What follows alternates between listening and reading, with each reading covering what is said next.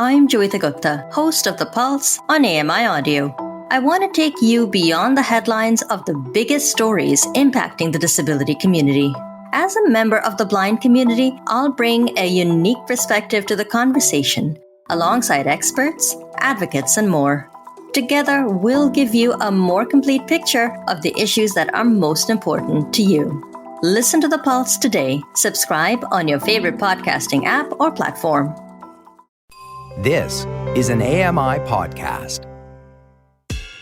I'm Kelly McDonald. I'm Ramya Muthan, and you're about to embark on the complete Kelly and Company podcast experience. It's full octane Kelly and Ramya with all the fixins. Live from the Accessible Media Studios, this is Kelly and Company. Entertainment, lifestyle, and great conversation. It's AMI Audio's on-air community, and everyone's invited. And now, the big man himself, Kelly McDonald. And you know I'm cruising in here to start another week of programming on Kelly and Company, and we appreciate the fact that you are here along with us. When I say us, my co-host in Toronto, Ramya Muthan, and a good Monday to you. A good Monday to you, Kels. It's very nice to be back. Yeah, it's a good settling in show. I love our Mondays. I mean, it's old faithful, but we get really off to the races, as we'll share with everybody in a little bit. How about for you? How's today's workday falling out? Workday's falling out great. I'm doing a lot of, I didn't do this on air, but I was complaining to you about how I'm not getting up early enough because there's not enough sunlight where I am and things like that. So I've maneuvered around a little bit, and now I'm getting up bright and early with the sunshine. But now I'm experiencing the other end of it, where it's like, oh man, did I really have to get up this early today? But yes, I do. It's just that it's a Monday morning thing. You benefit from getting up early. I don't mean, as last week we were discussing on the program, some of the benefits of getting up early, such as getting more work done, having that time in the morning to settle on back. Do you feel you actually benefit, or no, I'll just stay up a little later as long as I get the right amount of sleep? No, I actually do. I am always tempted to stay up a little later as well. But I find that when I get up, the earlier I get up, the more energized I feel throughout the day. It seems a little counterproductive, but I think it's just it, because if I get up right before work and start rolling out of bed and then it's like, oh no, I got to do this, this, and this, and this. And then all throughout the day, you just feel like you're anxious about having to get so much done. Yeah. But when you have those, and you know about this, having those few hours at the start of your day to get a lot of stuff done before the workday starts, it is the cleaner way to do it.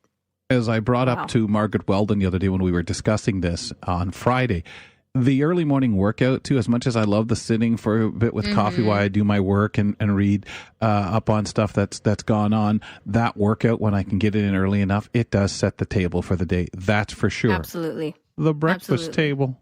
We don't do that, do we? That's another one we've got to do more. Let's take a look at what we have going on right here on Kelly and Company today. Well, we'll see if my computer lets me do this, that is. Maybe not. We got sports with Brock Richardson. He's the host of the Neutral Zone on Fridays on AMI Audio, and he's going to kick off the week with sports talk.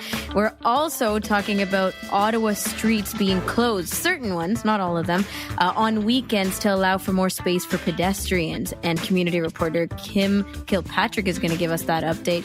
Plus, there's a movement to change the names of teams, buildings, streets, and plants and animals in Canada, as well as the United States. And we're going to discuss the implications of this whole movement with Danielle McLaughlin on Know Your Rights. Later on, in hour 2 of the program. Thanks for catching that frozen screen. No problem. Let's take a look at voicemails. Hey, guys. This is Beth from Virginia Beach. And I just wanted to say I'm a new listener to Kelly and Company, and I love Kelly Co. Thank you so much. I listen to the podcasts. I like the full podcasts because then I get everything just as it was during the show. I hope that this also gets sent out to the sighted population because I know they would enjoy it, and they would get to hear some about blindness as well. Speaking of which, I just about sprained my wrist as a kid trying to use a slate and stylus, and I could never get the dots to come out right, and I didn't like the writing backwards thing, And no, it just didn't work. And I was not good with the abacus either. And I had the same situation with, I'm totally blind. I went to public school. And I was not allowed either to use a Perkins Braille, so I recorded my lessons on cassette tape and then came home and had a second school day, as my mom put it, because I needed to take the notes in Braille that I had recorded at school. Take care, guys, and I love Kelly Co. Bye.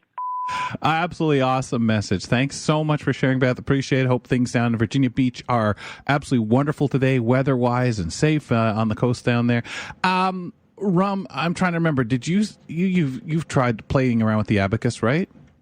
Abacus, not as much. More like for a prop, when you're in class and you're like, hey, it's an playing abacus. with the Let's beads. play around. Yeah. But definitely the Slate and Stylus brings me back to trying to flip. It almost feels visual trying to use it, Beth, even though it's not. I'm trying to, in my head, because I learned Braille a bit later in my late teen years, and I remember trying to flip the slate and then flip it back to see if I'm doing it right, and then flip it forward. It was a mess. Did you actually have to use it in a practical way, or just, well, you've got to learn this? No, learning it. Just learning for learning. That's what I thought. With those little tricks, I used to say, where am I going to use, in case you're in line at a grocery store, but I'm not going to have a full sheet of paper. I absolutely thought it was fun, right? The abacus I had much more use for, even just keeping track of numbers. And as a amateur radio operator, I used to have reasons when I'd be on air where I would use it. So it was quite a thing to have. Beth, also to answer your question, your thought about the sighted community. Yes, we operate out here in Canada where we're blessed enough to be able to have our audio going across everyone's televisions. Our subscribers can pick us up on cable, satellite. We are a must-carry service, so definitely members of the sighted community that want to chime in and listen, and we hear enough from many people that they do check out AMI Audio, which is an absolute wonderful thing for all of us, and a lot of people do listen to the podcast that's obviously available around the world for anyone listening in, so thank you kindly. Really appreciate the call and the peppiness and the new listener status here. Yes, thank you. Rum, you want to talk a little bit about our book of the month that we're reading and presenting a week from tomorrow? Absolutely. The time is really catching up with us here in July. So the book's title is The Callahan Chronicles. It's by Spider Robinson. Right? Yes, Spider Robinson. Very unique name. So you will be able to find it on Sela as well as Audible. Available on both. It's released 1997. It's a science fiction. Just want to give you a heads up that it is synthetic audio on Sela. This one's recommended to us by Michael Fair, our friend and contributor on Thursdays here on Kelly and Company. So I'll give you a little bit about the book. Callahan's Cross Time Saloon is the neighborhood's tavern to all of time and space. And the regulars are anything but regular: time travelers, talking dogs, alcoholic vampires, and a group of people who really, truly care about each other. It's the rare kind of place where bad pun is appreciated as good conversation. So check it out. And again, like Kelly said, we're discussing it next Tuesday, which is the 27th of August. Send us your comments via email, feedback@ami.ca, or call us 1-866-509-4545 and leave us a voicemail. Many characters in this thing, and you have to listen for the moments of description, and that could just be somebody sticking his nose in his ear, something like that you're just like, huh, what was that? Is that what I heard? And yeah, it's what you heard. So real pictures in your mind of this bunch of characters. If you like that kind of science fiction, it's near science fiction. It's kind of interesting in the world that it takes place in. So do check it out, and we'll be discussing next week here on Kelly and Company. We are going to take a break as we get the program started, ladies and gentlemen. Thank you for being with us on our Monday. On our Tech Talk, Michael Babcock shares 2 directories where we can find accessible gaming for the blind and partially sighted community. Stand by.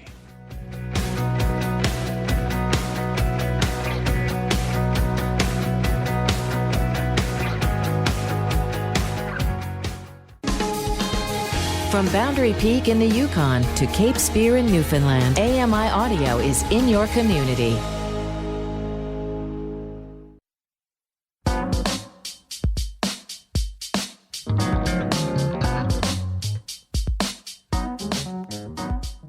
Remember, if you want to kind of get a little bit of information on what's going on here at AMI, you can check out the Accessible Media Inc. Facebook page. Great way. Awesome place just to keep track of what's happening. Lots of conversation, lots of audio posted and video so that you can just keep up with all the new happenings and conversations, and a good place for you to ask your questions if you have them. And of course, on Twitter, at AMI Audio, great place to check things out as to what's going on with us over here. You can also follow along with the live shows, segment to segment, and get a bit of a preview what's coming on the program, like us over here on Kelly and Company. Ramya Muthan, Kelly McDonald, host of the program. Well, we got some real interesting things to get to today when it comes to technology. I'm really looking forward to some of this audio talk we're going to have as well. So let's bring him on, Michael Babcock. It's time for Talking Tech with Michael, bringing you a shot of technology news to get your week going with sprinkles of assistive technology. Mike, not to say that other parts of this tech talk aren't going to be fun as well, because we're starting off with accessible gaming. So I want to get right into it because I'm curious about these resources that you have for us today. What are some ways to make games accessible to those who may be blind or low vision? Of course. So a couple of ways that you can make gaming accessible to a blind or visually impaired individual is to have games that have text in them. So a story-driven game often is how you might refer it to.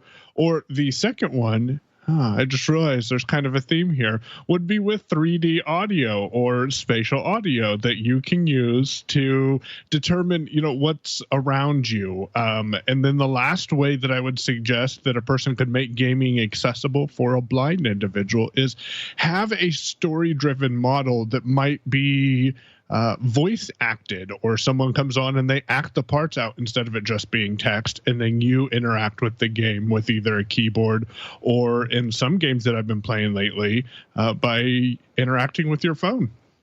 Nice. Oh, really cool. That's great. Okay. So when it comes to anything else that we need to know about any of that, Michael, anything else just before we move on? Because I'm fascinated by everything you've got here today.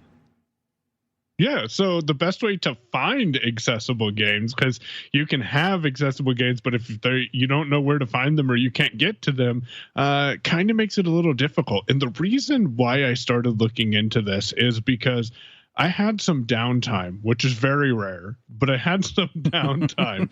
And I said, what am I going to do to pass this time? And I started exploring some audio games that are out there. I stumbled upon audiogames.net again.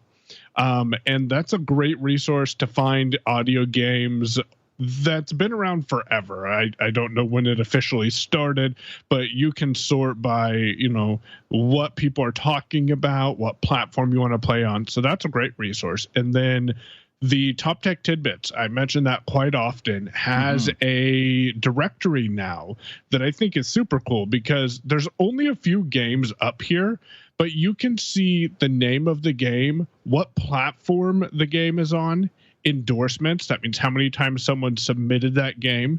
You can also get a brief description of the game, an accessibility score, and an enjoyment score. And lastly, the download link, or where you can order that game if it's something that you need to pay for. So it's a good resource, and I'm really excited to see where that goes in addition to audiogames.net. Fantastic. That's great. Okay. Now I'm set here. This computer seems to be behaving right. Let's talk about NVDA version 2021.1. It's been released. Do you want to talk about some of the new things that have been released, but maybe we better take a step back first and define what NVDA is? Of course. So NVDA is non-visual desktop access. It's been around, I believe, since mid-2000s, and it started out as a free open source screen reader that's available. It's super lightweight, fast, intuitive, functionable, and portable. And it also has international support. Some of the system requirements for NVDA are that you need to have Windows 7, 8, 8.1, or 10. And just to quick side note, it's not officially supported, but NVDA also works on 11 beta right now because, I got to try that out.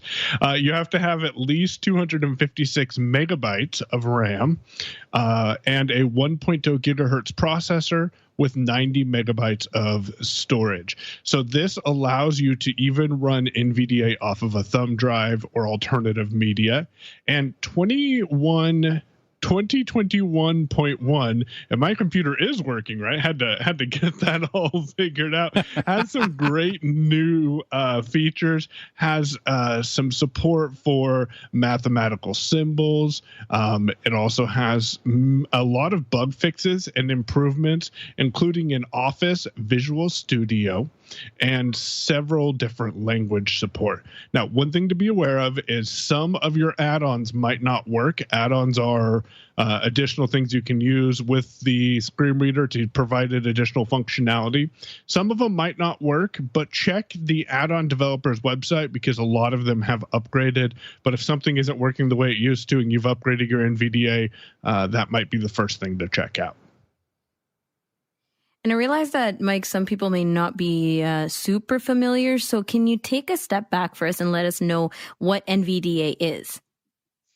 Yeah, NVDA is a free screen reader that is super lightweight that you can use to quickly access information on just Windows. It only works on Windows, but it gives you the ability to quickly access that information, and it will read the screen to you. There's some amazing training material, and NVDA is also open source, which means other people can develop the tool and provide improvements to it.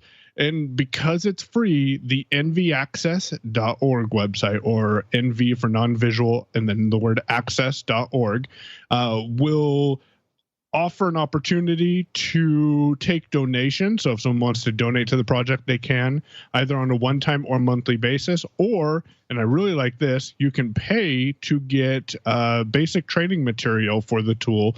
And right now, their basic training material is currently 50% off. Wow, that's really nice. Very nice. Sir, let's move on to what is spatial audio. Real fun thing that all of us seem to really be really excited and enjoying. Well, I will explain it to you after I ask this. Kelly, did you ever get your AirPod Pros? No, I looked last week. I thought, should I try to get them? And I have not yet. Well, maybe you should, because in order to enjoy spatial audio, you'll need them. Well, that's what I figure. I did buy some cheap ones, but they're not going to get me there. Yeah, they're not. So spatial audio is I envision it as a virtual audio reality. And spatial audio will allow you to wear your earbuds or your headset, and it will play sounds from in front of you and around you. And it's a great resource to be able to get access to audio in a more full environment. It often comes in like 3D audio, which is super exciting. Okay, so I have my little techniques, but tell us how, or help us understand how we can figure out if we're listening to something with spatial audio, like a song on Apple Music.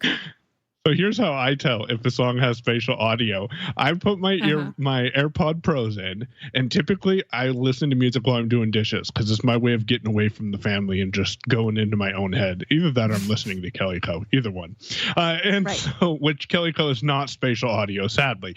But what you do is I put my AirPod Pros in. I have my phone plugged in the other room. And if you turn your head to the left or right, the music will kind of play more closer to your right or left ear respectively, depending on which direction you turn your head. Now, one thing I noticed is if you keep your head turned to the right, for example, the music will slowly move in front of you, so it's back in front of you. It's a very interesting experience that I didn't understand until I actually experienced it.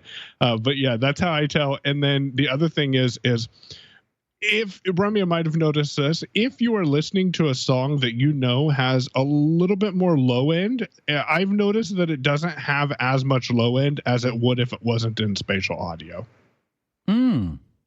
Wow. I mean, That's you'd what I've get been that. checking too. Yeah, you'd get that feeling as you turn to the right that started to move. That, hey, man, someone's stealing my sound system. Right? How would you explain spatial audio with video content? Man, so this was also a different experience. I I have learned that you can get spatial audio on HBO. You can get it on Apple TV Plus, which was my first experience. And then I'm observing it in videos in Safari on iOS 15 beta. So one way to explain it is, if you're sitting in a theater, this is the best way that I've observed it. If you're sitting in a theater, you hear a lot of the sounds coming from in front of you, and then you have some audio coming from, beside you / above you or behind you a little bit. But with spatial audio, the primary focus of the audio is in front of you. And then when you turn your head, again, that will stay in it will stay virtually in front of you, which if you turn your head to the left, then your right ear is facing it. So you'll hear out of your right ear more, and it will slowly move over like the music does. But I like to sit in my chair, have both headphones on, turn on noise cancellation, and listen to movies, because then I get the impression that I'm in a theater, even though I know I'm not. And that it's an amazing experience. So is that part of what you meant about less bass, because you'll find that as the way bass behaves in a room, the way depending where you are? Yeah. It is, and it's a weird experience if you haven't actually had it, but it definitely is amazing. At first I'm like, oh, I'm not going to enjoy this, but the more I use it, the more I enjoy it. Yeah, the way that I figured out spatial audio with the video to begin with, when it was on Netflix, was because I was watching, when you're lying down in your bed, your phone's right above you, really, you're just holding it up, and then I dropped my phone, and the sound went with my phone, and because I had both of my AirPods in, I'm like, what the heck just happened? And I was like, wait, it can't just be me, right? So did it hit the floor and even like sound muffled as it went under the bed and skied around? It was so strange. And once it got in the dog's stomach, you just kind of like, oh. And then did you do what I did and just start moving your phone around and seeing where the sound went when you moved your phone around? Of course. Exactly. That's how I found my phone. Yeah. So it was very, very effective. Crawling around with her face to the floor and the sound. There it is. There it is. I'm getting closer. Yeah. Eventually I had to take my AirPods out though and figure it out. That is something to be aware of is you do have to have both AirPods in for spatial audio to work. It's not something that works in mono. And so just be aware of that. Exactly. One more part we want to squeeze in today. Microsoft announced Windows 365. So what is this and how will it work? Some of us are already in it. Yeah, this is intriguing. Microsoft 360 or Windows 365 is pretty much Windows in the cloud that you can use from any device, including Chromebooks or mobile devices, to stream a Windows account to your device so you can interact with Windows on anything pretty much.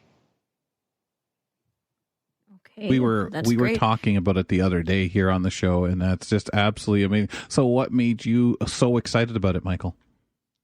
Well, two things. Number one, I have multiple Chromebooks around here for the boys, and sometimes I want them to get more familiar with Windows. So if they could easily access it from their Chromebooks, then it would be awesome. And then if I'm able to access it from a keyboard, maybe Bluetooth to my iPhone, which I don't know if this will work, but theoretically it should. And if audio is passed through, then maybe I could, do some possible light audio editing in Windows. I a little hesitate on that because of the lag, but it's intriguing to see where we're going with technology that's based in the cloud. Absolutely. Mike, we'll catch up with more information on this next time, but thank you so much, and we'll talk to you on Monday. Of course. You guys have a great rest of your show. I always wonder if I'm tripping people up by saying on Monday, because it's Monday today too, but in a week, because we talk tech with Michael Babcock every Monday here on Kelly and Company. Does that seem like only a Monday problem? Because wouldn't that be the same as, we'll talk to you next Tuesday as well? Even though it's Tuesday. We'll take a break, ladies and gentlemen. Daily. Could be, if you get greedy. We'll take a break. Brock Richardson, he joins us to talk sports. It's our weekly sports update with him in just a moment.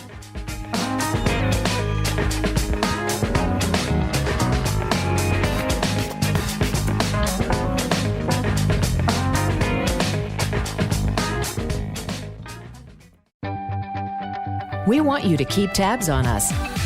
Like Accessible Media's Facebook page and follow at AMI Audio on Twitter.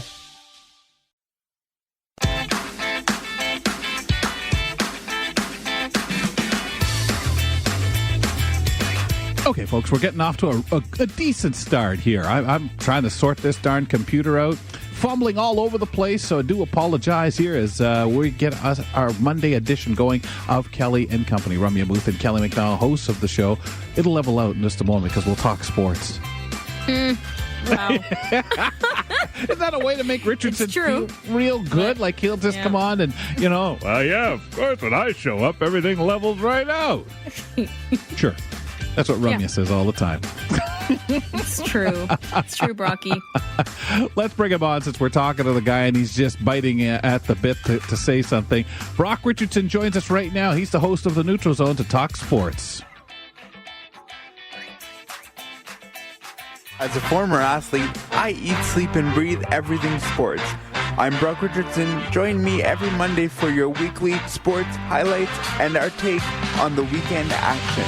I don't know how you stand it when we're using your name in vain. No, now he's not going to talk at all. He left. That's because we're upsetting him too much. Oh, there he was. There he is. He's back. I'm here. Yeah, no, I was just saying I'm totally okay with that. You guys can, you guys just like literally rolled out the red carpet for me coming up today. Make you feel good that, when I'm having that rough start, make poor Michael feel terrible because I'm having a rough start with the computer. But when we get to Brock, it levels out. That's just because I can just make up sports questions if I needed to. Sir, like this one, Rum, original. Brock, what's your leadoff item? You really had to use your script for that one, didn't you? I did. My old memory. So I got something cool for you before we actually get to what my real leadoff item is. But I was looking around on Rogers Ignite, and for those of you that have it, there's when you hit the Rogers button, which is kind of mid-center of your remote, and you hit the Rogers button, one of the apps when the menu comes up is Sports. And as you go, it starts with home, and then you can go to the individual sports. Well, one of those new tabs is Olympic Games, and that seems to be able to give you a guide as to what is going to be coming on when, which is really good because it's like on a plethora of channels, and so to keep track of it, I don't know how anyone would. So if you have Rogers Ignite, you can use that feature, which I thought was really cool, guys. Honestly, very accessible to just know where you can go and what you can get. Our friends at Rogers, I do have to say, the one thing with those of us who use the screen reader for Ignite, it doesn't tell you times. It lists things, but it won't actually say the time until I hit to record something. So sometimes I'll fake out as if I'm going to record something just to figure out kind of the time. Yeah, it's not a perfect system, but it does...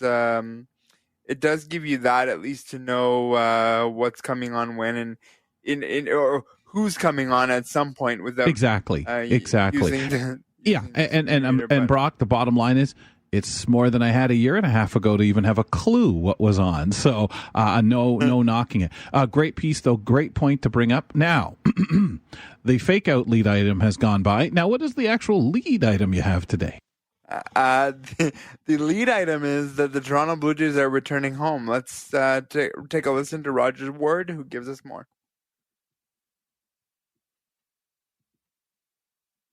Jays have federal government approval to return to Canada. The team says in a statement it will begin playing home games at the Rogers Centre starting July the 30th. They have a national interest exemption from the federal government, which would allow players to cross the border without being subject to Canada's COVID-19 travel restrictions.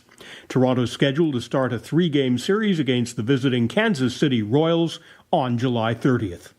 Roger Ward, The Canadian Press, Toronto. Your thoughts on the decision, Brocky? I think it was one that's been in the making for a bit now. I think the Toronto Blue Jays had their own deadline, which was by the end of the business day on Friday, which we found out around between 6 and 7, which was after the neutral zone on Friday, unfortunately. But I think this is an okay decision, and we'll get into a bit of the details in a second. But really happy to have them back in Toronto and back where they should be in a major league ballpark. And man, did those boys come out with some energy Friday through Sunday, which we'll also talk about in a few minutes.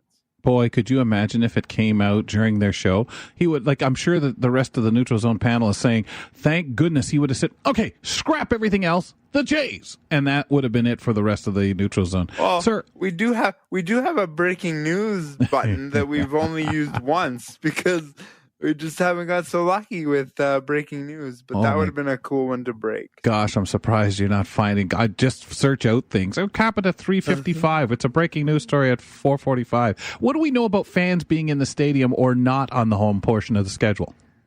So what we do know is that there will be 15,000 fans for at least the beginning portion of this. We know that the 500 level is closed, and they are also doing what other Canadian sports markets have done, and they're allotting a certain number of tickets to essential workers. Anyone that was working during the pandemic can call up and say that they were doing so, and there's 250 tickets per game allotted to anyone that's in the essential working force. So that's pretty cool. And we've seen that through hockey as well. So I like it. I think that, 15,000's not a full stadium. Of course, the Rogers Centre holds in and around 50,000, but 15,000 is better than nobody. So. And you want to talk about what you've seen from the team this past weekend? What I've seen, wow. This was a weekend to remember, and there's a couple of things here that I want to touch on. Number one, when we started this journey of having quote-unquote home games, we were in Dunedin, Florida, when Tampa Bay would show up. It was not a home game for the Blue Jays. Yes, they were batting last. Yes, all that's wonderful, but it was not a home game. And when the New York Yankees came in, it was not a home game either. And so I think the team this weekend got a real jump from the news, and you're starting to see the fruits of the labors of Vladimir Guerrero Jr., who is just mashing the baseball every time he gets a chance. George Springer, same kind of thing, starting to get his swing around. And the biggest difference about this weekend was the bullpen was finally not taxed. So we were seeing guys go deeper into games. Robbie Ray looked absolutely outstanding in his start. Just this is the kind of thing we need. Mm-hmm. And when you're getting productivity from the bottom of the order, and you can turn that lineup order to the top of the order where you know the production's going to be there, that is 100% what you want. And finally, Charlie Montoyo can kind of sit back and go, finally, my starters are getting me to where they are. Hyun-Jin Ryu is looking like Hyun-Jin Ryu was in March and April. So hopefully this can continue moving forward. Talking sports with Brock Richardson on the program. The Olympics begin this week, but unfortunately, the pandemic continues to be the lead story. Well, let's take a listen to this clip. The first infection inside the Olympic Village. An unnamed foreign official testing positive and now quarantining at a nearby hotel. And the first Olympic visitor to Japan hospitalized for COVID. Local media reporting an official with the Nigerian team tested positive on arrival in Tokyo Thursday. There are more than 40 infections in total, but organisers are adamant that those numbers prove their system for detecting the virus works. Everyone here, Olympians, officials and visiting press, under strict control. Oh boy. Okay. So your thoughts on this whole thing, first of all, 40 infections and beyond, and whether their system really does work. I don't know about you guys, but in our email, and I'll let the audience know, but we get Canadian press clips all through the day, all through the weekend, and every day this weekend, I was getting more emails that said, outbreak, another athlete, outbreak. this was sort of to be expected. I say sort of because you couldn't expect coronavirus to be completely out of the Olympic Village. But I think the number is getting to be really, really high and really, really uncomfortably high. Now, there is zero talk about whether this will, get postponed. We're here now. It's this week. It's literally going to be, put your head down and go through it. But I don't know if their system is working because my inbox was full of another outbreak. It just kept going and going and going. So I really don't know what to say other than, guys, just to hold your breath and watch it for whatever it's worth because it's happening. Yeah. Interesting, because you would have thought the Olympic bubble could have been the most successful of the bubbles. You're still talking many people, things needing to come in and out in a society that is lower vaccination rates than other places. But when we had the bubbles last year for hockey and for basketball, if you thought there was going to be problem, that's where you thought it would be, Brock. The thing that really baffles me on this one, Kelly, is that from what I understood from when we were talking to Scott Russell on the Neutral Zone, and if you haven't heard that interview, go back. It was about a month ago. But he was saying that they have to produce, negative tests within, 48 hours of boarding a plane. And I would imagine that was true. Otherwise, they wouldn't have boarded the plane.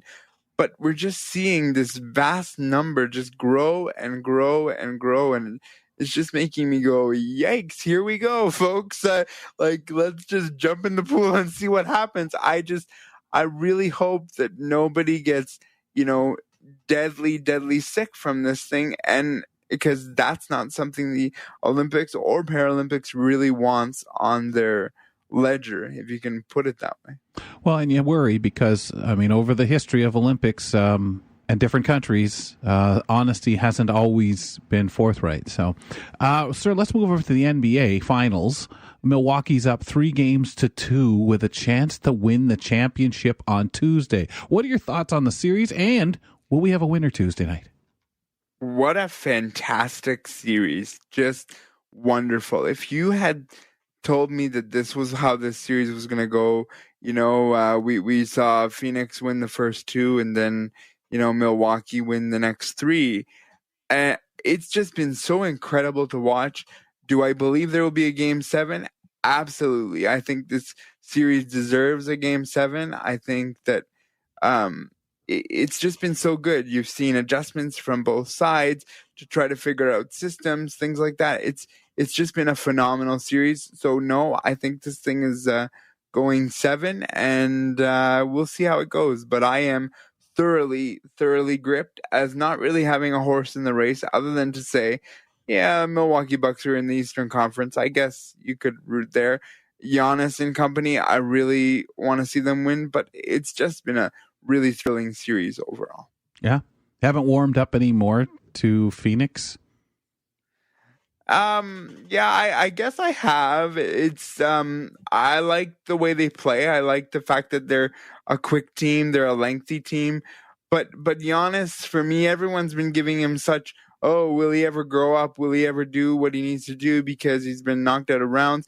He's finally proving that. And so for me, that's the reason I'd like to see them go through. Same with Mike Budenholzer. He's been like the scapegoat for the Milwaukee for a couple of years now. And, if he doesn't prove himself this year, maybe we'll have to look at it, the media says. And he is a great coach and deservedly so in what he's doing. But I really hope for a Game 7 because I'm just a sucker for Game 7. We're just enjoying it. That's beautiful. Thanks a lot, sir. Appreciate it. We'll catch you back here on the program Thursday when you fill in for me alongside Rumya. Indeed you will. Looking forward to it. Brock Richardson hits us with the latest sports updates. We do this on Mondays on Kelly and Company. Plus, join him and the Neutral Zone gang on Fridays at 4 p.m. Eastern, right after our program. Coming up next, we get a preview of the AMI This Week feature on Hannah Leavitt with our friend Grant Hardy in our Vancouver office. Stand by.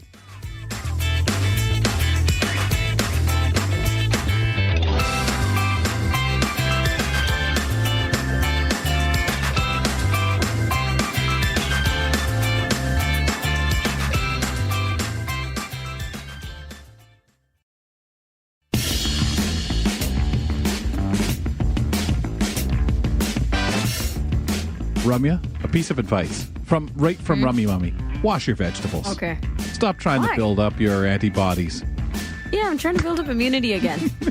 I've been compromised. The word is because we haven't had we've been so isolated, we've been being so careful with social distancing and masking that the flu and colds are really going to hit. So it's probably the thing to do. Just don't wash your veggies. Just build up your filthy antibodies that you need to help fight everything off before it gets a hold of us. My goodness. Seriously. Well, we kept talking about, there hasn't been a darn, the flu has basically been eradicated. Yeah, no, it's just, we can only dream. Folks, this week on AMI at the Movies, Ramya and I are going to be with you, and we're going to watch The Family Man. Nicolas Cage stars as Jack, a man living a fast-paced lifestyle that changes one Christmas night. Tune into AMI at the Movies Saturday at 9 p.m. Eastern on AMI TV, hosted by yours truly and Ramya Muthan. I feel like my blood's different now because I'm getting bit by mosquitoes this year. That's because you just... It's never happened to me. That just happens. You just alter, and all of a sudden, you become delightful to them. You got a bee sting, too, didn't you? Stay indoors for 2 years. I did. I got stung. I don't know. Bugs and me, we're trying to work something out here. Stay inside. Let you know. Don't go out anymore. Exactly. Because next you'll be telling me about ticks, and you don't want to mess with those guys. Oh, not at all. Well, let's put a pause on this one because I'm sure we'll be back when I itch for the next break. We're going to talk about what's coming up on tonight's edition of AMI This Week. And it's a preview of this feature on author Hannah Leavitt. And Grant Hardy in Vancouver is here to give us a taste of what this is going to be like. Grant, how's it going? Hey, guys. It's going good. How are you? Good. Great, except I'm sure we've made you itch. Yeah, we don't tend to have any of your mosquito bites bugs out west here. Yeah. Not many or too many? We don't tend to get as many as you guys do. Few here and there, but it's a very different world, I would say. We actually don't have, a lot of us in Vancouver don't have screens on our windows, even. Wow. Couldn't really get away with that in Ontario, I wouldn't think. No, absolutely not. The amount of drama you would have, even if you have a hole in your net. Oops.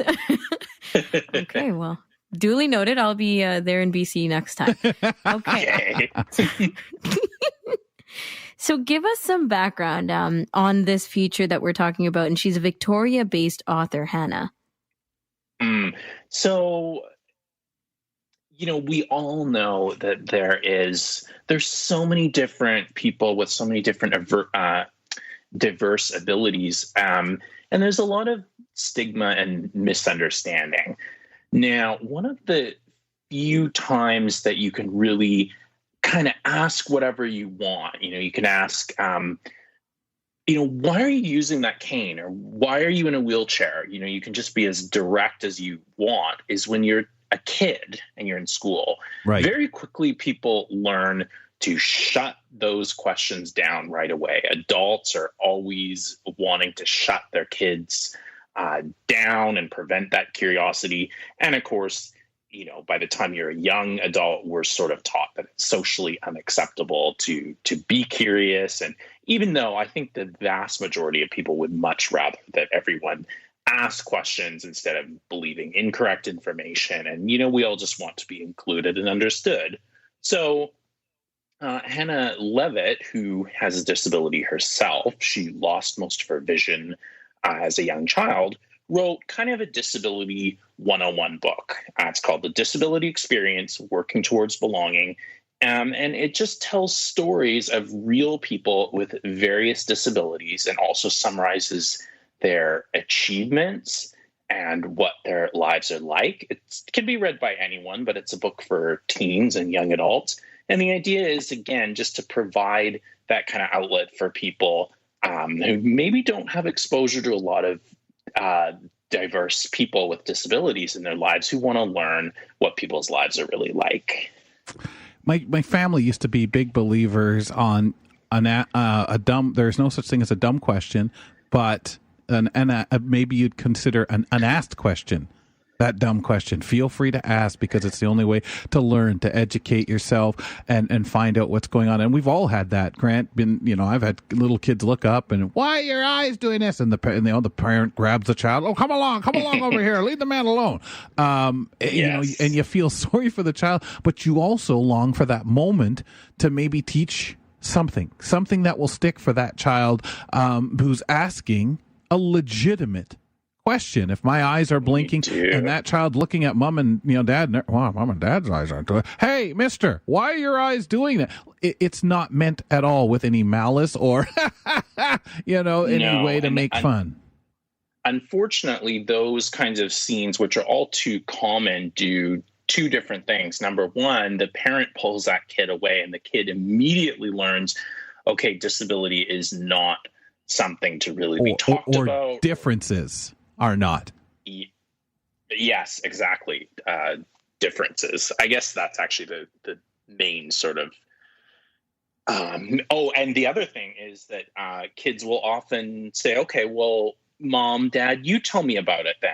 Yeah. And then at that point, the child is getting information that may or may not be 100% as accurate as we would be able to give them. Well, it's still limited, right? Because you're only exposed to what you're exposed to. So if you're asking your parent about, let's say, limb differences, because as a kid you ran into the situation of seeing someone on the street, and your parents are only going to tell you what they know, and it may not even be the right way to approach talking about it, right? So that's why something like this, where you can have a reliable resource for anything, Grant, it's not just, disability exposure, but if you can get yourself the information from a reliable resource, whatever that is, and however you're going to do that, that's the best way to approach it, even for parents.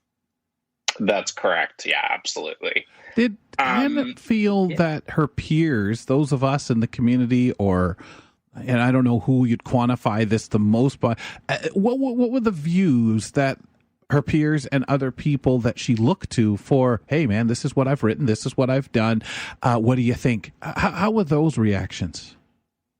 So I understand that the reaction has been very positive so far. We did interview even one of the participants who was featured in the book, who's a woman who is a wheelchair user and works full time. And my understanding is both peers with disabilities, as well as the wider audience, the wider sort of world, has taken this to be a really positive resource. Nice. This book has actually also been featured on, for example, CBC.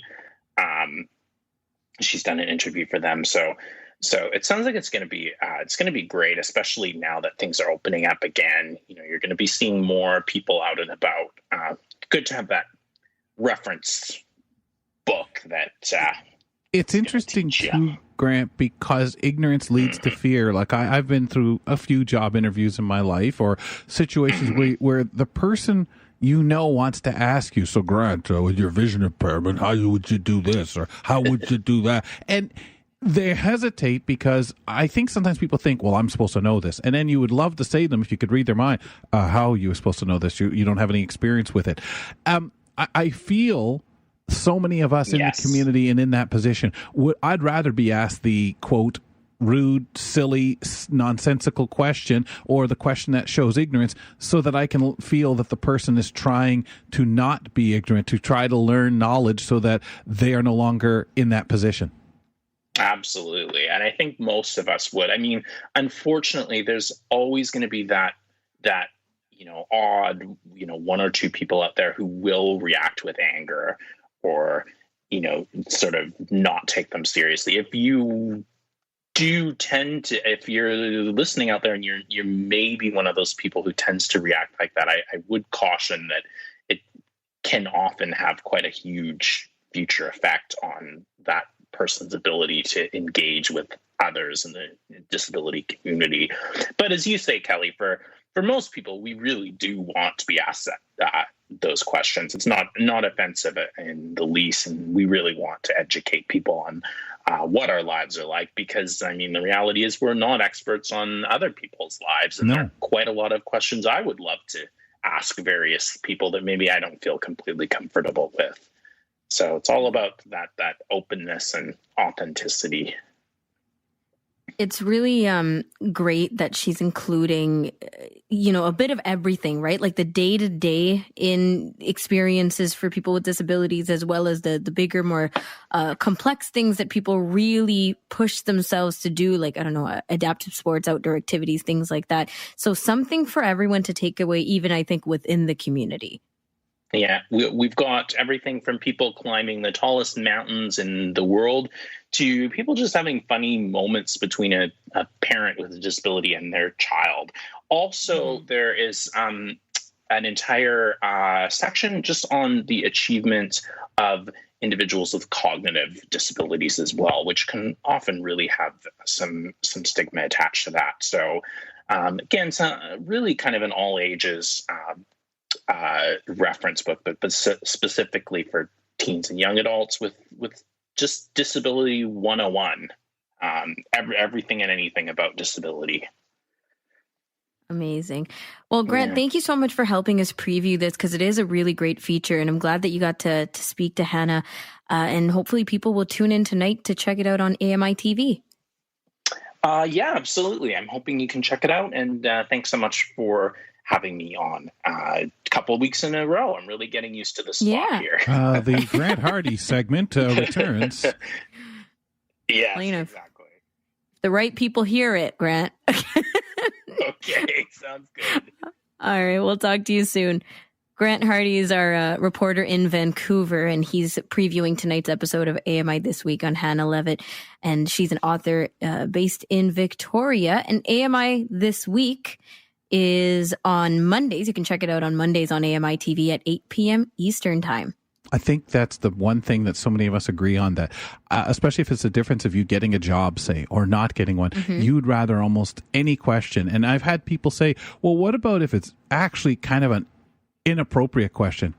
And I've said, unfortunately, if it's the difference and I know they're honestly asking it out of a good place, I'm okay to answer it. We'll take a break, folks, and coming up in the next hour, Toronto Fringe is back for another year. We'll get some details about this year's festival and speak to a participating playwright. Also, Know Your Rights with Danielle McLaughlin is ahead. But next, certain Ottawa streets are being closed on weekends to allow for more space for pedestrians. We will learn more with community reporter Kim Kilpatrick in a moment.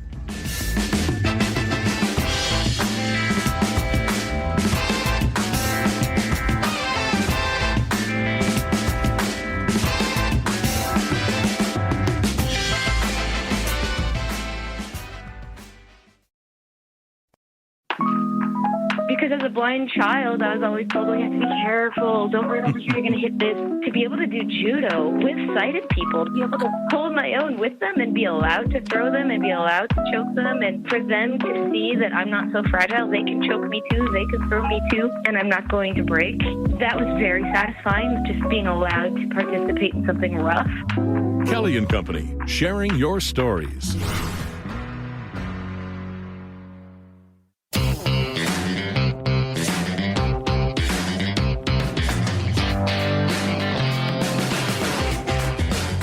Welcome back to the program. Ramya Muth and Kelly McDonald. We are the hosts of the show. Appreciate you being with us wherever you are tuned in today, listening to the show.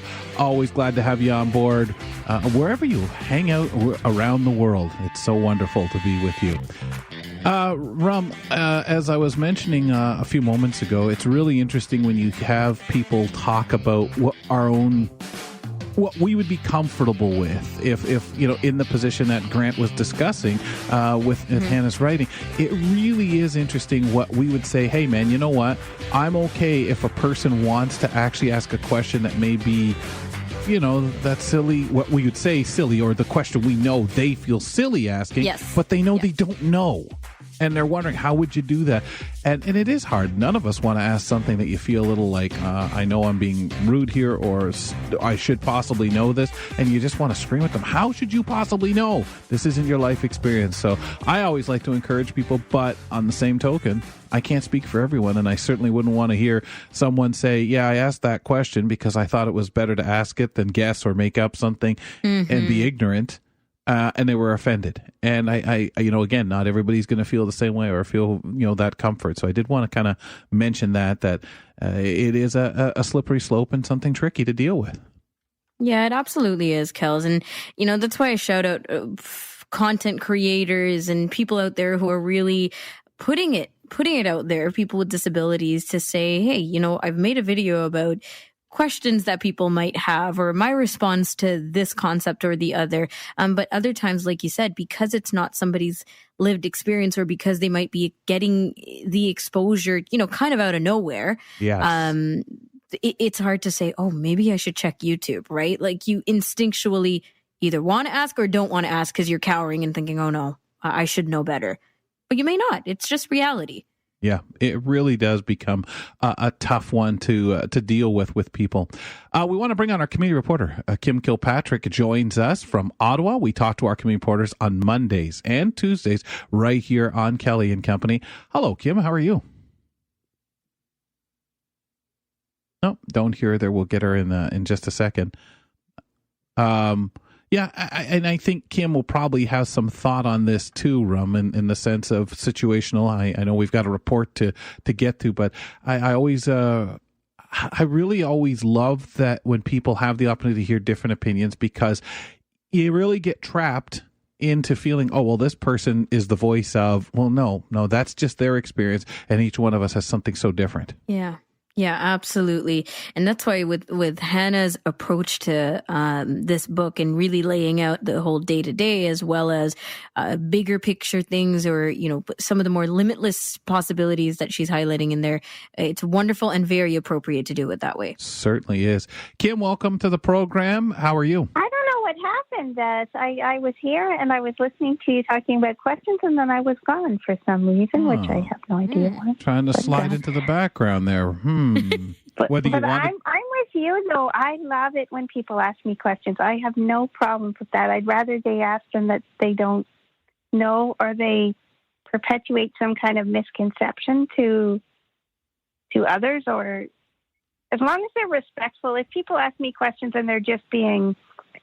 Yeah, it's really hard because people are so afraid of being that way, right? And I feel sorry because and especially in this day and age, you don't want to get in trouble and have someone say, "You insensitive individual." It's such a I don't want to say slippery slope, even though that's what keeps coming into my mind to say, because I don't want it to sound that. I don't want to say dramatic, but that I think for some people it is, because so many of us are trying to be who we are. And when we find people are a little, quote, insensitive, unquote, whether they mean to or not, we get caught up in that instead of stopping and taking that moment and saying, okay, and realize people do feel silly asking stuff that they think they should know. And you want to say, I feel silly asking other people questions that I don't know too. So but I ask them anyway. Yep, I try to, because I try to walk the talk. Kim, let's start with your first item, please. E-scooters, again, I feel like a broken record. So last week, I actually went to City Hall. I'm part of a city working group trying to figure out how to keep them here. If we're going to keep them here, how to keep them here in the safest way. So they did have Braille labels that they wanted to stick on the scooters, so they were asking me and some others where to put those labels, which way to put them, what they should say. And then one of the companies, this company from Singapore originally, it already talks, like the scooter already talks. If you bump it, for example, it'll tell you the phone number to call, but it also tells the riders when they get on what they're supposed to wear the helmet, not ride on the sidewalk and all that. So it had a few sounds that it can make when it's moving, which is one of the concerns that we had. And they were playing them for us, but of course they were playing them in a kind of a closed off, courtyard place. So we suggested we go and they ride by us with them. And there were some sounds you could hardly hear at all, really. And then there were some beeps that you could hear.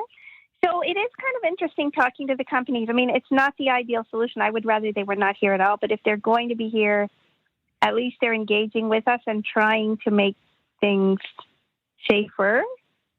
So So it was quite interesting getting together with them and feeling the scooters and asking about stuff and checking it out with sounds.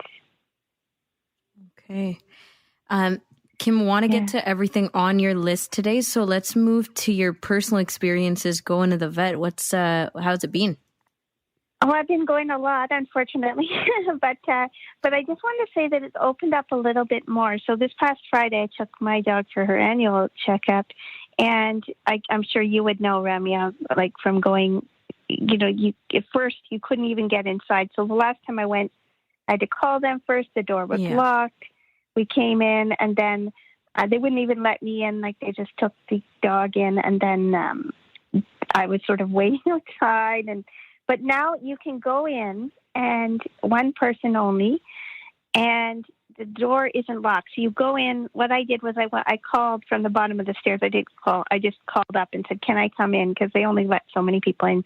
So now you go in. They didn't have any chairs in the waiting area, but you could stand there if you were up to 5 people. And then they took you into the exam room. So it's better. The vet said it's much better. They really prefer us to be in there with our animals because it makes them less stressed probably to have us there. And then they can talk to us instead of these phone calls, where they're examining the dog and talking to you on the phone and trying to whip back and forth with that. So I was in the room with the vet, which was nice, and we could talk, in privacy of that room. And also for blind people, like, we don't have cars always. I mean, I was lucky I did get a ride over, but, you'd be sitting in someone else's car or an Uber or a cab or something and trying to talk to the vet. It's hard on them. It's not, they had to do it this way. So that is really good news. They're not all the way open up where, they're just letting everyone come in, but they are open enough that you can go in, you can be in the waiting room, and you can be in the exam room with your animals, at least here. And I imagine that's probably the case all over Ontario. I don't know for sure, but it was nice to be able to do that finally after however many months it's been. It was kind of funny because my vet came in and she was going to tap me on the shoulder to say hi. And then she didn't do it. Like, she kind of was going to do it, and then she stepped back with her mask. And so we're sort of in that weird gray area, where we almost want to shake hands or hug someone or touch someone's shoulder, but then we're not sure, and then we're kind of backing up and, "Oh, sorry about that," or "Oh, I was gonna shake your hand, or I was gonna touch your shoulder," or something. Yeah, it's a strange kind of thing, though, for sure. Yeah. Yeah, and it's something to be so careful about. Speaking of space and people and giving them space, you want to talk about your third topic, the pedestrian spaces that Ottawa's trying to make available. Yeah, so I don't know if other communities are doing this, and Ottawa did this last year as well, but they're starting to open up streets and sidewalks on weekends especially, so that people can go around and be outside, and that the patios can kind of expand onto the sidewalk spaces, so that they're closing some of the roads on weekends, so that this can happen, and that people have more space to move around. So that is actually that's actually nice. And so, for example, Bank Street, which is I'm just going to mention it because it's the one closest to where I live. And there's no vehicles allowed on Bank Street between Catherine Street and Slater, which is about maybe a 20-block radius, I would say, starting at 6 p.m. on Friday and continuing all day Saturday. And then other roads are going to be like that on weekends in the Byward Market. Some of the other roads that Ottawa's been really known. I'm not sure if you know this, but in the summer, Ottawa closes a lot of its parkways on Sundays for cyclists and runners and pedestrians. So a lot of the ones that cars use, they close them for a few hours on a Sunday morning so that people can really get out there. And I've gone on tandem cycles there, and it's really nice because it's open and it's a good road, and you just go and you don't have to worry about that. So they've sort of expanded that a little bit more to open up that. And we were walking around on Bank Street a couple of weekends ago, and it was really nice because there were a lot of people out, and the patios where someone had put some picnic tables out, and so you could go into a place and get some food and decide that you want to sit outside. It's a nice way to get started, I think, back into our wanting to be out, wanting to go out and be out. I think it's a nice way to kind of, well, at least for me, to get me feeling a little more comfortable. Being out, the same at City Hall, we were outside. Yeah, it was nice to be with people, but we were outside, and all and that's awesome, and Kim. only Thank about you. 8 people. That's thank amazing. you, guys. Yeah. Sorry to run you out the door. The clock. No, Always the clock against us. is ticking, and I'm really sorry I was cut off for a while. Kim Kilpatrick, our community reporter in Ottawa. We'll talk to her next month, and we shall return with more on Kelly and Company. Let's talk Toronto Fringe after this.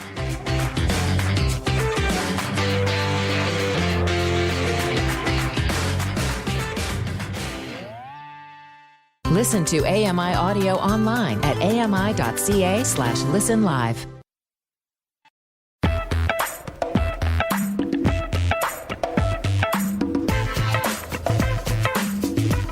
Welcome back to the program. Ramya Mutha and Kelly McDonald. We host the show here weekdays from 2 to 4 p.m. Eastern. Remember, check out the Kelly and Company podcast, available to you by simply doing a search using your favorite podcatcher. Best way to find us is that way. Kelly and Company, AMI Audio, and you can listen to the show in segment form or the complete show, which we appreciate you doing. On the end of that, there's an audio vanity card. Anytime, we're available via podcast using your favorite podcatcher. Thanks a lot for being tuned into Kelly and Company. I'm Kelly McDonald with Ramya Muthan. Well, the Toronto Fringe, for anyone who's been keeping their fingers crossed, is back for another year. And this year, the festival is going to present over 65 shows in 4 virtual series. Looking forward to hearing more details on this with our guest today, Nup Hyung Chang, winner of Toronto Fringe's Digital New Play Contest. Nup, thank you so much for coming on Kelly and Company. Hi, thank you so much for inviting me today. Well, we're very excited to talk Toronto Fringe. Yes, we can hear you okay. Okay, that's great. Awesome. I know we got to double check our technology today specifically for sure. So remind us, for anyone who's not familiar, what Toronto Fringe is all about, what you guys do at the event, at the festival. Yeah, so just like you said, the Toronto Fringe features over maybe 20 to 50 shows. And they're mostly from like an emerging artist or established artists throughout like any stage of their career, and they share stories that they are interested in. Absolutely, and they also feature some contests. So like the one you mentioned, the Digital New Play Contest is one of them. We're going to talk about that in just a second. I'm kind of curious with you. Everything just as we had this chat about a year ago on the program about how theater was going to look through last summer into the winter time with so many things went virtual. So this year, everything that is available through Toronto Fringe is all virtual. Mm-hmm. Yeah, that's correct. Okay. That's amazing. So going back to the winner of the Toronto New Play Digital Contest, I believe we're talking to her right now with the play My Korean Canadian Friend. Is that sort of the scoop? And congratulations. Oh, thank you so much. Yes, it's super exciting for me. I may not sound excited, but I'm just very nervous. Yeah, it's super exciting. And with what you said, with like how everything has been transported to kind of like a digital format, it's definitely made this year look very different, and just how we would go about certain things. Wow. Incredible. Yeah. How does that look when you say different? Well, first with off, your like play, show, I mean, particularly, I mean, sort of in the way that you put for writing, for putting it together in your mind as a playwright. How is it different? Mm-hmm. So I'll talk a little bit about the show first. So the show is called My Korean Canadian Friend, and it's a satirical comedy, kind of similar to Parasite, and it follows 2 Korean male immigrant boys who compete in a South Korean variety show in order to learn how to be Canadian, in order to fit in and survive the dangerous territories of high school. So I think normally, like on stage, you kind of see this as like big fancy set. It would kind of come off like a game show, and it would be very lively. But of course, with the pandemic, it has definitely changed that format. It has made it look a bit different by us having now to transition and be on a digital format. But other things that has really affected the piece is that a big part of the piece explores themes of culture, race, and bullying. And with, as you may know, with the pandemic, there's been an increase of hate crimes against the Asian community. And since that has happened, it's made the story even more important to share and even more relevant to talk about right now.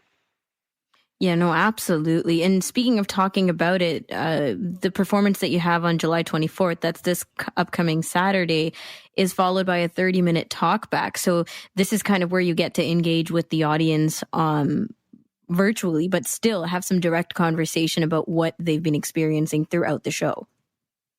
Exactly. And it'll be a chance for like the team to just talk about like the show's themes, the audience to ask questions about, or just maybe share their experience, whether they directly relate to it or they don't relate to it, and just share how they feel now seeing the situation and how it could unfold. Definitely. That's pretty amazing. Oh, is that ever really amazing when you look at it? And for you, as you said a while ago, you may not sound excited in the same sense. You just want to navigate, get through. And I'm sure your playwright friends or anyone directing or producing a show, you get a lot of that, right? Because as I say to people, you have so many balls in the air at once, even as the playwright, hoping, talking to people about it, encouraging, and being there as supports for the people on your team for it. There's so much I want to say the word distract. That's not the word I'm looking for, but to keep your mind, your emotions really busy, but yet taut, ready for any direction change. Yeah. And it definitely, like, at first, at the very beginning, we even discussed the possibility of us maybe coming in together, rehearsing together, and performing it live through an actual stage and maybe just transmitting that. But then as we kind of worked through different things, we realized that wasn't the format to go. And something else that's actually really interesting about the show is that because we have the chance to do it digitally, we've been able to engage artists across Canada. So not only do we have artists that are in the Toronto GTA, but we also have artists who are located in like Aurora, artists who are in Kingston, and then also BC, Vancouver. So that alone has been kind of amazing to see that despite the location that you're at, that so much people do resonate with the piece and do relate to it and think that it's important. And if it weren't for the fact that it was a digital piece, we wouldn't have that chance to connect with each other. I'm so sorry. My dog's in the background. That's all right. Barking. That's okay. That's all right. My I get an opinion too. Yeah, and my co-host dog will hear that no matter where he is, and we'll hear him screaming back too. Maybe get some responses. The beautiful thing about that too is in a normal year, people are traveling, doing the fringe circuit, and going from fringe to fringe to fringe in the different shows that people do. This obviously saves some money, gives a different spin, but may also allow for that inclusion of those who just may fall into the line of, look, I've got my job, or I've got something here, I can't really travel, but I would love to have the honor of being part of Edmonton, Toronto, or Ottawa Fringe or something. Exactly. And another thing too is for any individual who may be not able to travel, maybe because they're not located in Toronto, maybe they're a little farther, or maybe they have personal circumstances that make it difficult for them to actually leave the home. Having this opportunity now to watch it anywhere in the world, even outside of Canada, right? Yes. I could technically tell my relatives in Vietnam, hey, come watch the show, and they would actually be able to do it. So the fact that we can engage people like this now is so different, and so it's very exciting. Yeah, it is. It's very exciting and it's very accessible. So you have tons of program for Toronto Fringe returning this year. Well, tons of programs period, and then some that are also returning this year. So any of those you want to highlight for the familiar faces and people who want to know like what else is coming back that they enjoyed last time? For the Toronto Fringe. So I think right now, if I'm correct in this, I may not be the best person to ask this question, but the Toronto Fringe right now, they have the on-demand series and the kids on-demand series and the primetime shows. So with the on-demand series, you can purchase the membership pass and watch the shows anytime for the entire Toronto Fringe run. So you have the time and opportunity to watch it maybe at like, if you prefer, 6 a.m. or maybe even late at night, like 11 p.m., whatever works best for you. And we also have the primetime series, which features all of the contest winners. So if I'm correct, the other ones are like the 24-hour playwriting contest and also the musical award and the digital new play contest. What's really tough? Oh, sorry, go ahead. No, go ahead. I was just going to say what's really hard, as you know, being involved with the festival when it's in person and you have to run around and look after your own show. It's hard to see anything in particular, but now sit back a little bit and I'm sure it's still tight for you. But as you say, you can watch when you want to. Is there anything in particular that you've looked through the guide and said, yeah, I don't want to miss that? Any shows you want to give props to that you're looking forward to checking out for anyone sitting there? Maybe I'll do it. Maybe I want anything off the top. For sure, my Korean Canadian friend. That's definitely on the top of my list, and that's the one I think for sure I have to see. I have heard a few different shows that have really been highlighted, and something I'm definitely looking forward to. I think one of them is called Chronicles of a Black Woman. I know the playwright's first name is named Tia. I don't remember her last name. So those are one of the few that has been highlighted. And when I've heard it, I'm like, oh, that's super interesting. But you can also go onto the Fringe site and see what shows are there, what's highlighted, and pick through that. I'll definitely be sharing on my own personal networks what I may watch and what I'm going to be tuning into.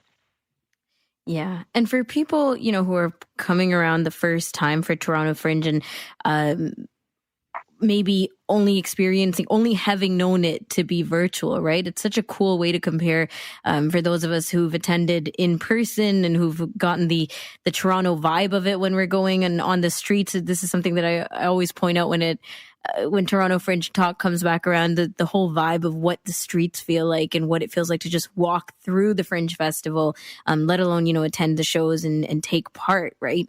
But for people who've only known it virtually, I'm so curious to know how it's gone. It's such a huge, huge thing for people culturally going to the Fringe festivals. Yeah, for sure. It definitely will be. I've kind of seen that atmosphere where it is live. And I know now with this year, they're trying to still make it very fun and entertaining. They actually have a virtual patio that will be open every single day after, I think in the evening. So you can kind of go into that, still mingle with people, talk to them and share what your experiences have been watching different shows.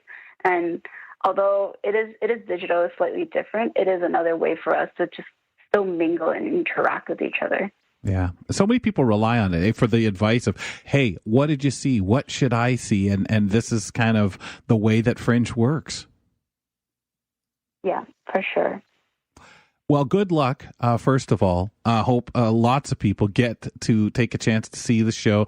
Can you tell us where we can get more information on your show and the other ones that are participating and, of course, the passes and things like that? Yes, for sure. So you can go onto the Toronto Fringe website, and on their website, you'll be able to find information about all the shows that will actually be in the festival. So whether it's the on-demand series, the kids on-demand series, or the primetime shows. Our show will be featured in the Toronto Fringe primetime series. It will be a live digital performance. So you can either follow us maybe on Instagram or Facebook at Lunar Way Studio, and you'll be able to find more information about our performance dates and how to purchase tickets. Otherwise, you can also find it on the Fringe website under My Korean Canadian Friend. Awesome. Well, as I always say, because it gets so exciting and my involvement with Fringe is so much of a great experience, and every time something so different, no matter how many times you're there, no matter what you're doing, but always the one theme is so much fun and so much entertainment and variety. So good luck to you, your team, and all the shows. Thank you so much. And thank you so much again for inviting me to speak with you guys today. Well, we appreciate having you on lovely. Kelly and Company. Yeah, for sure. That was Anup Yang Chang joining us to talk about the Toronto Fringe Festival, her particular show, which the festival itself takes place July 21st to July 21st to 31st. So do check it out. Fringe is an amazing thing to get involved with if it's something that you've never ever had the experience of or kind of got curious. Well, I think this really is the best way to go with it, Rum.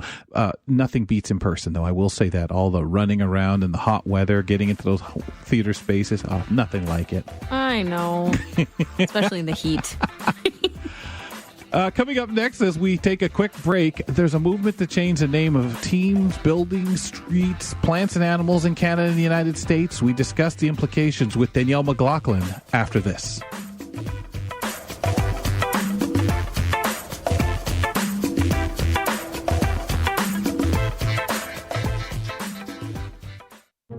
Learn more about when your favorite shows are on and discover shows that might just become your new favorites.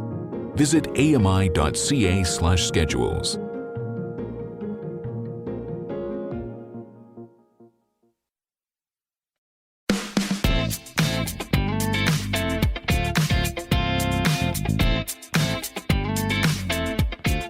Some channel locations in which to listen to AMI audio on. You can do this from your TV, depending on your cable subscriber or satellite provider. Source cable subscribers go to channel 110, and Rogers Ignite, my goodness, Brock mentioned that a little earlier, go to channel 146. Visit ami.ca/audio for a list of channel locations in your area. Well, all right, Rum, I'm fighting my way through with this computer. We'll see if we can get some work done it afterward, but thank you there for letting me kind of pile it in and hi there, guys, and back out as I've been trying to manage it through this last couple of segments. Ramya Muthan, Kelly McDowell, host of the program. Sounds like you're winning, though. You're winning the battle, Kel, slowly but surely. If I was smart, I'd just say, it's not working. I'll see you tomorrow. No, you wouldn't. Especially not right before the conversation we're about to have. Oh, yeah. Wouldn't. Yeah, that's right. It's going to be a juicy one today. Let's bring on Danielle McLaughlin for Know Your Rights. Let's examine questions that can't be answered by a simple yes or no. Join me, Danielle McLaughlin, when we talk about how freedoms collide on Know Your Rights. We've been talking about it a bit here, Danielle, in the past few weeks as things come up. The question is, what's in a name? So across Canada and the U.S., you might be familiar with some part of this movement to change the names of teams and streets and buildings, plants and animals even. So is this a new phenomenon, Danielle? I know it's becoming really big the most recent part of the discussion was us talking about Dundas Street here in Toronto being renamed and the amount of response we've had about that. But is this a new phenomenon? Not at all. Things have changed over time. For as long as people have named things, there have been reasons to change names. One of the big reasons is money. So if somebody gives a major donation, let's say to an arena or a stadium, they have the right to name that arena or stadium for themselves or their company, but not forever. So you may have noticed that what used to be called the Domed Stadium has gone through a few different name changes. When I first lived in Toronto, there was the O'Keefe Centre. I cannot remember how many times that thing has changed names or even what it is right now. I've lost track. But, the question is, why do we want to change the names? And then if we want to change a name, what are we going to change it to? There's a town in Ontario called Swastika, and it was named in the 1920s. People have been sort of burbling up and down about, isn't it time we change that dreadful name again and again? And it's even gone before the town council repeatedly, and the votes have almost always gone to say, let's keep it the way it is. This is our town. There are many different things that swastikas symbolize. It's not just the Nazi emblem. It's also an indigenous emblem. It's a Buddhist emblem. So, so far that town still exists with the name of swastika. But you may know that there are other towns that have had their names changed, some of them logistically, in Ontario and across the country. Some people have said, it's time to name the towns after their original indigenous names, because, why should we have taken over the name of a place and decided that it should have an English sounding name or a French sounding name when it had a perfectly good name in an indigenous language? Some people have said, oh, that's just too difficult to pronounce. Maybe for those of you who don't speak that language, you could learn it, So, those are some of the things. But we're hearing about it more now, I think, because there's a fair bit of sensitivity to some of the awful names that are out there, or to what those names might represent. I will tell you that when I was growing up, the nut that we call Brazil nut was called by my grandparents' generation something quite different. And I don't know if either of you even heard it, because you're probably too young, but it had something to do with the N-word and toes. And horrible name. And, I don't think that there was ever any official name change. I think it was just kind of, people decided we don't use that language anymore. There was that chocolate they did too, I believe, which I think is still the same, but there was, the one that had all the holes, the wigwag candies, those things that they had to, I believe, that name itself too. People like, whoa. Again, I don't think it lasted long enough to really cause, anyone to, really scrutinize, but I believe they're still out there. And I think that they call it something else now because of, hey, what are we doing? People simply objected. And, one of the great ways to get products to change their names is to people just stop buying them. Yeah. Well, that works a charm, and you don't need an official name change. But many things actually are officially named, and there is even a process for naming certain things.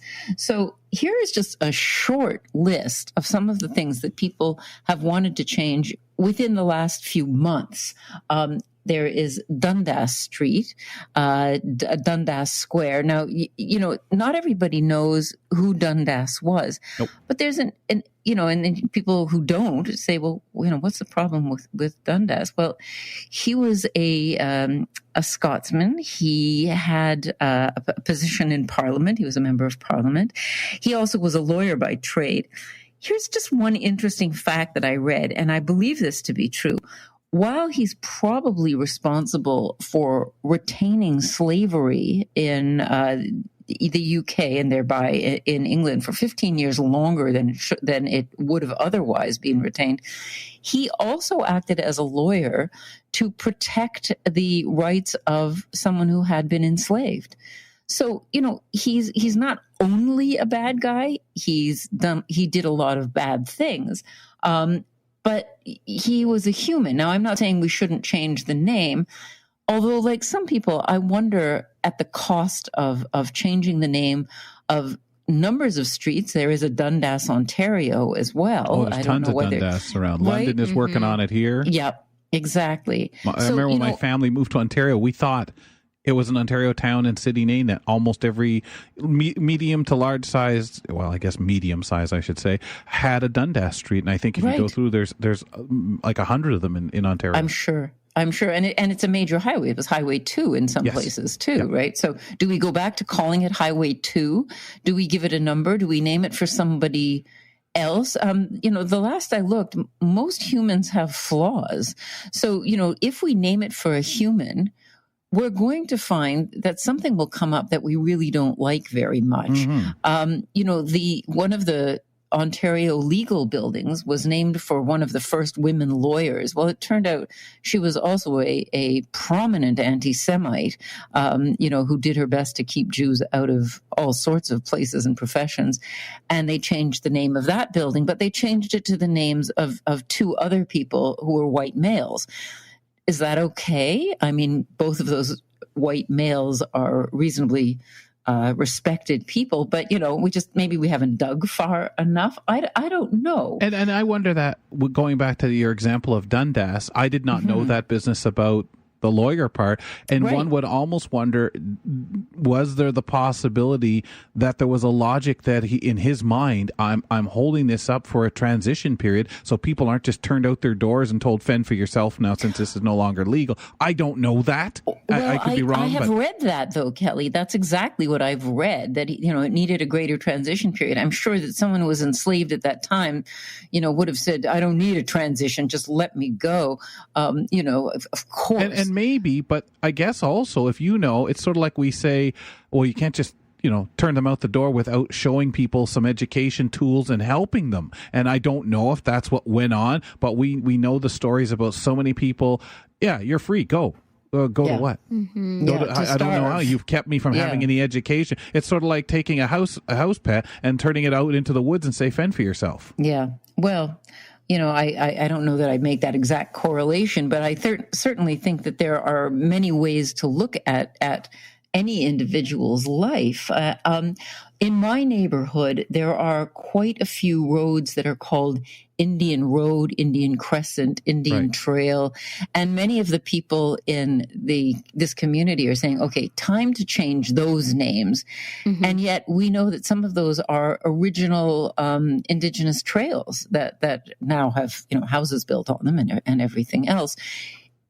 Do we leave it the way it is? Do we pay the money that it will cost to change everything? And of course, when you change a street name, your stationery changes. If you've got a business and you've named your business after where it is, think about all the Dundas Street convenience stores that will have to change their names once Dundas Street changes. These are not small issues. How big a problem is it? Some people say it's time that we really took a look at it and made a difference. We've got Ryerson University, named for somebody who was clearly responsible for the residential school system. Right. Yep. But he was also responsible for free public education in Canada. Oof. Yeah. So, he did some good things and he did some terrible things. As they say, he was a human. Do we say it's time to change the name of that university? I've heard that there are people who are now graduating from the university and asking that their diplomas say X University on it, instead of Ryerson University. His statue was toppled and destroyed on the campus.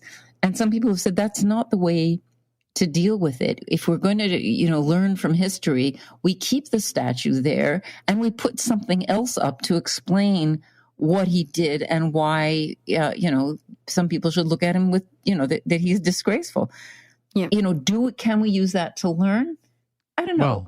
Well, I think we have to, as we've discussed here on this program, we don't want to forget. Does that lead to us changing our next move and not doing the same thing again? Not all the time, but we don't want to forget. But I also am not really comfortable with, we hate that person, destroy their statue. I don't never think talk about them again. I don't think that does any good, and I don't like to see that. Yeah.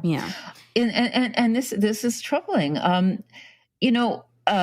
My dear friend Judith Lavin, who's been speaking about plants and gardens, talks about this moth and refers to it as the LDD moth. Yes. It's the moth that we've formerly called the gypsy moth. There's an ant also called the gypsy ant. Do we go back to using their Latinate names? Or, do we find other common names? There's a duck that I love seeing. I go down to the waterfront to see if I can spot them, usually in the spring and fall. They're now called long-tailed ducks, and they're quite funny little things. They used to be called old squaw ducks. Well, that's an awful name. And that name is not being used anymore. But if you pick up an old birder's book, that's what you're going to see. We've got teams, the Washington team, whose name I don't even want to say that was. Nobody does call it that, thank goodness. Right. They call it the Washington team. Yeah. Mm-hmm. We've got the Edmonton team, who now I believe are called the Elks. Yeah. I have to tell you, my youngest granddaughter wanted them to be called the Elements because of all of the various kinds of mining that go on in that's province. Nice too, though. Yeah. Yeah. But she was very disappointed to find that her choice wasn't one of them.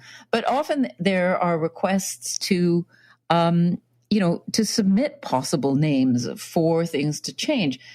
Query whether a name that we submit today will be looked at askance in the future. Is there a reason why the name of a plant or an animal, which was named for a human being, and that was one of the naming conventions. The first person to identify a particular plant or animal could have that plant or animal named for him or her, usually him.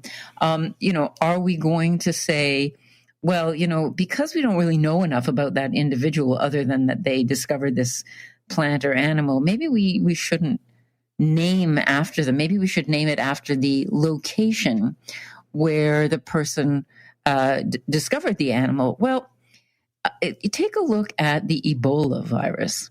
They decided to name the virus to name it after the nearest river, which happened to be the Ebola River. Turns out that the virus really did not come from that area. And so now the Ebola River is treated with, don't go anywhere near this area, right? And it brings me back to what Trump was saying with the COVID-19 and wanting to call it the China virus, just for the negative implications, Absolutely. right? And you that's wonder also if, atrocious behavior. Well, and sometimes people pick and choose which places they would attach that to. Exactly. If it had been found, in the U.S., there's no way people would stand for calling it the American or, the Canadian, and again, people have with Mad Cow, people were saying some things like that.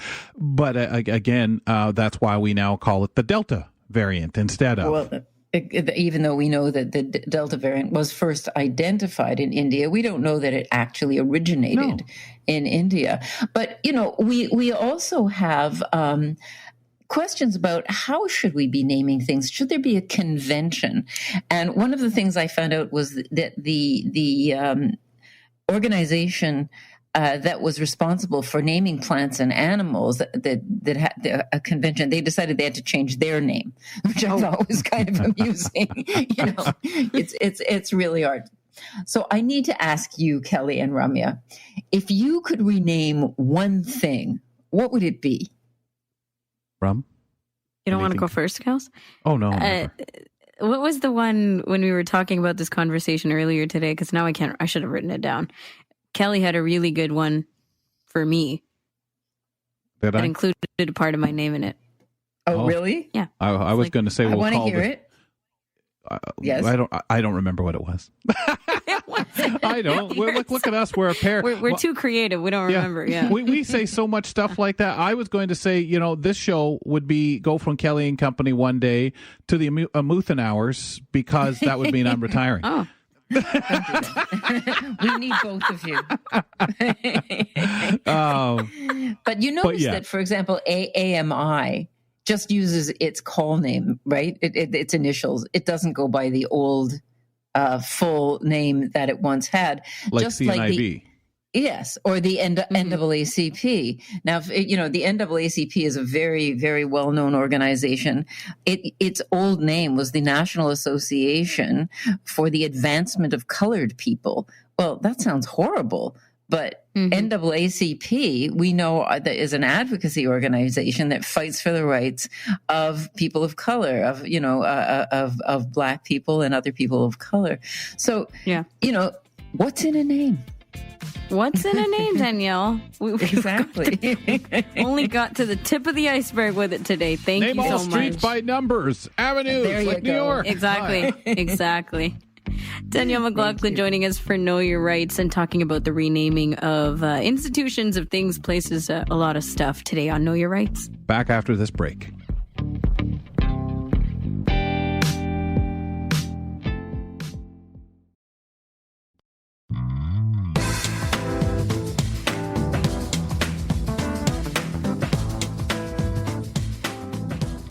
Welcome back. It's Kelly and Company, Ramya Muthan and Kelly McNall, hosts of the show. We also mentioned earlier about our podcast, and you can go using your favorite podcatcher to find segments or the complete show.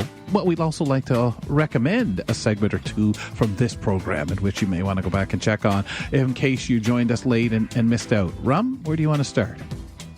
Well, I really love talking to Grant Hardy today about Hannah Levitt, who's an author in Victoria, and just her book that she's recently published, and it's going to be appearing on tonight's episode of AMI this week, to give people some exposure to people with disabilities. And, you know, specifically for Hannah, it was about educating young people, children, youth, in the context of you may have questions about disabilities. You may be exposed to people with disabilities, but not know where to go to get more information and to really know, you know, how to approach the subject, right? Or how to ask these questions. And sometimes going to your parents may not give you the best results, and parents may not know exactly how to handle it also. So a lot of deeper discussion about this with Grant today on our Am I This Week preview.